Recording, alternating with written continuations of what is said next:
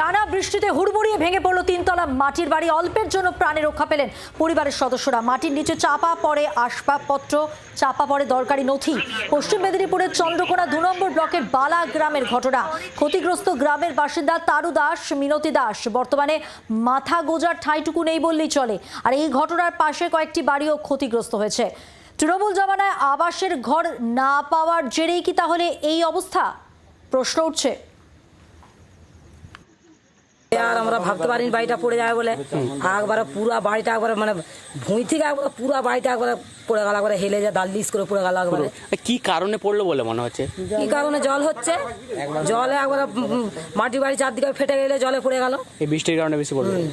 বৃষ্টিটা বেশি পড়েছে, পড়তেই তো পড়ে গেল। পাশের বাড়ির তো ক্ষতি হয়েছে। হ্যাঁ, পাশের বাড়ির ক্ষতি হয়েছে, চাল চলে আমরা সব কিছু ঢের ক্ষতি হয়েছে। তো অত বড় দুয়ার ভেঙে গেছে, খুঁটি, অ্যাডভেস্টার, চাল, ঘরে আমার টিভি যা ছিল একবার সব আবার ছিটকানো হয়ে ভেঙে গেছে সব আমার একবারে। এখানে তো বসবাস করতাম। কতজন ছিলেন? এখানে ছিল আমরা 5-6 জন ছিল।